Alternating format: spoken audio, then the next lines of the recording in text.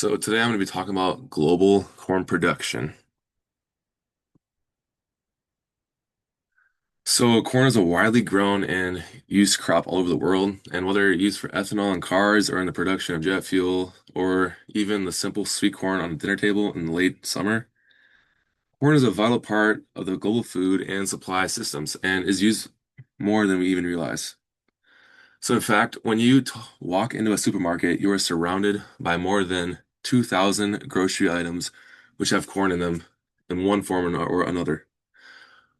For most people, corn is a single ingredient in the household, but when we look deeper into the factors of production, the utilization of corn, and the global impact corn has, we see that there is much more to corn than just eating it. The first figure here in this graph shows that where the most prevalent consumption rates are across the world, and the dark red indicates higher consumption levels than the yellow, but all colored areas show some level of production. This illustrates the global reach that corn has on the average diet and also shows how important it is on the global scale. So it is important to note that even though it is a vital food source and is widely consumed in nations across the world, corn lacks quality protein and has low vitamin B levels. Globally, animal feed is the largest source of corn use because of the critical nature of its energy source. In many sub-Saharan African and Latin American countries, corn can make up over 20% of the daily calories for an average person, but a significant amount of corn is used in ethanol production, bioplastics, adhesives, or for ingredients in cosmetics and deodorants. Even though the consumption of corn takes place all over the world, the share of global corn production is shown in this pie chart. So as you see, there are a few main contributors to the production of corn, and the rest of the world produces far less. China and the United States account for over half the global production of corn. I found it really interesting how China is also among the largest importers of corn worldwide, and the United States is the world's leading exporter.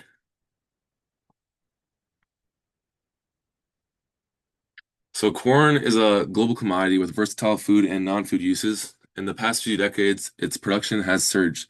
Now it is leading the cereal in terms of production volume and is set to become the most widely internationally traded cereal.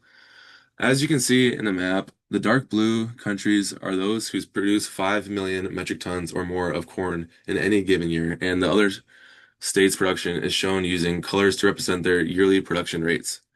The main contributors in corn production today are the United States, China, Brazil, the European Union, and Argentina. The U.S. is in the Western high-income countries region. Brazil and Argentina are both in the Latin America and Caribbean region. China is in the East and Southeast Asia region. And lastly, European Union is comprised of countries that are both in the Western high-income countries region and also the Eastern Europe and former USSR region. With 32% of the world production of corn, the United States is the largest corn producer worldwide, though China is not far behind with 23% of the world market. Following China, Brazil ranks third in producers and holds 11% of the world's production in their fields. The EU and Argentina both comprise about 5% of production each. So corn, especially in these countries, is an important economic contributor, but also helps ensure some level of food security and other production level products like ethanol and bioplastics can be made.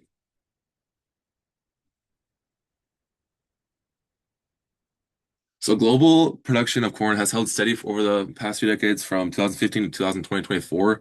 A 10-year average shows global production of corn at 1.15 billion metric tons, and this equates to a 2% average 10-year compound growth. And marketing year 2025 to 2024-25, as you can see, there's a 1.23 billion metric tons of corn were produced. So when looking at market years, small changes are seen across the top producing countries. In 2017, the United States produced 371.1 million metric tons of corn. China produced 259.1 million tons, and Brazil came in at 82 million metric tons of corn. Compare that to recent data from 2024, the United States was up about 6 million tons, producing 377.6 million metric tons. China saw a significant increase to 294.9 million metric tons, nearly a 36 million ton increase. In similar fashion, Brazil saw an increase of 53 million tons, moving up to a total production totaling 135 million metric tons of corn. So all this to show that while corn overall stays fairly steady in the market year to year, totals can drastically change, which can either help or harm a nation's economy and the role they play on a national scale. So I'm going to be talking about United States right now and their production. So in 2024, the United States produced nearly 15 billion bushels of corn, valued at over $64 billion dollars. The production of corn is focused primarily in the Corn Belt of the U.S., which includes states like Iowa, Illinois, and Nebraska. Climate factors like water availability, temperature, and sunlight, as well as weed and pest control, nutrient management, and planting density, all significantly contribute to the yield potentials in the U.S. Next, I'll talk about utilization.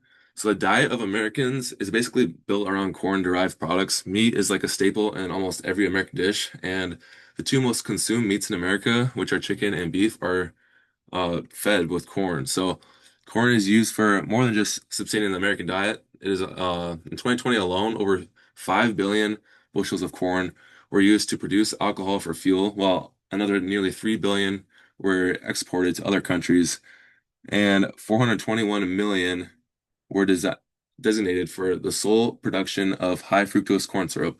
So, because of its versatility and high production rates, corn is a staple across a number of industries.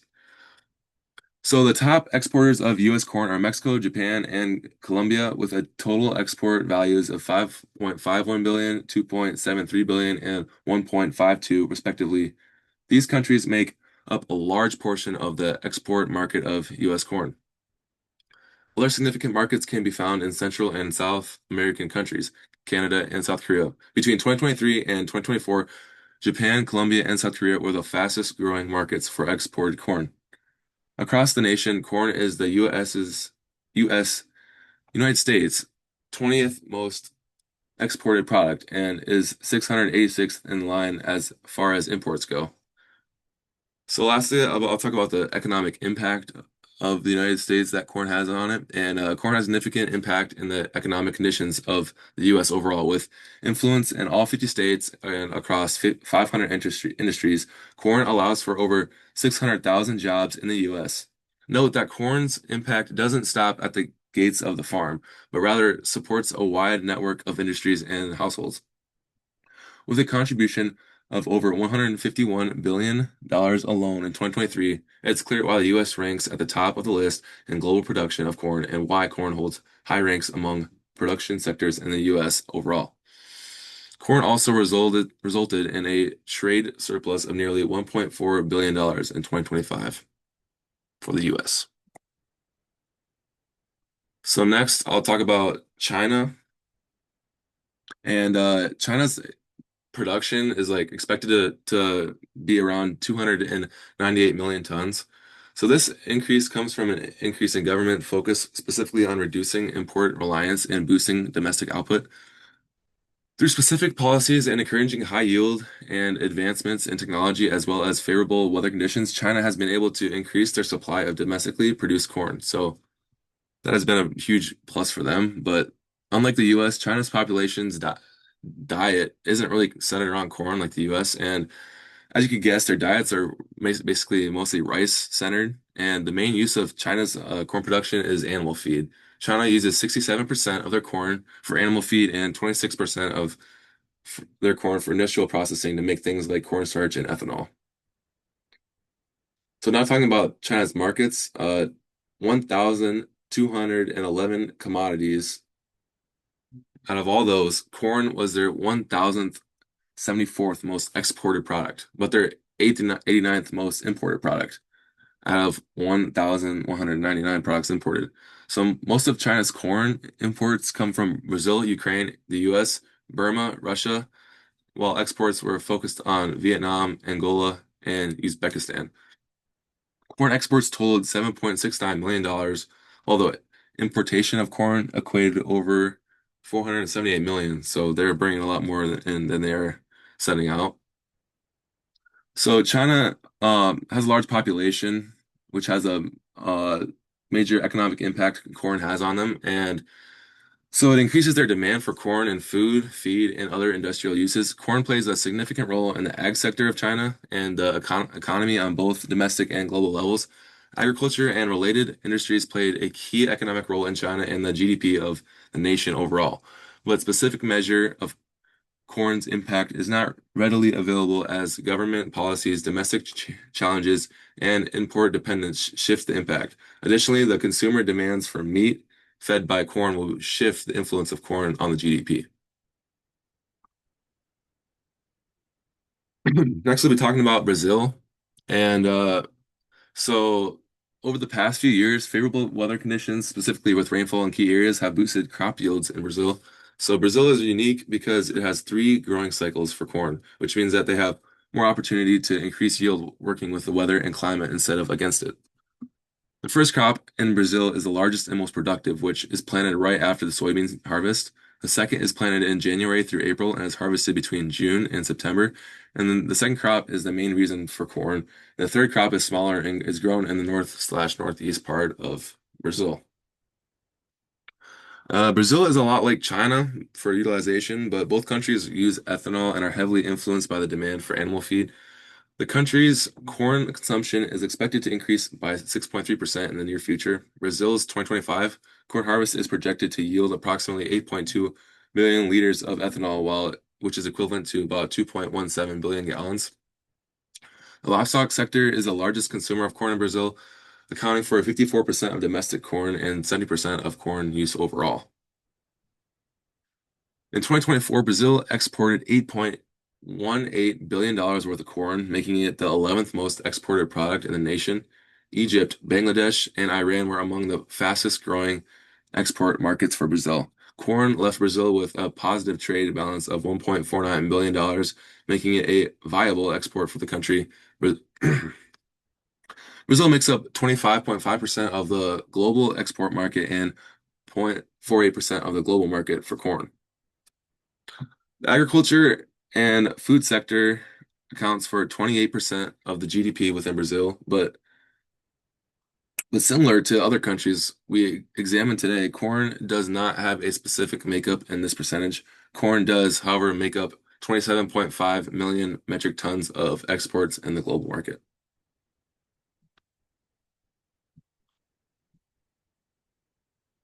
So now I'm going to be talking about the European Union.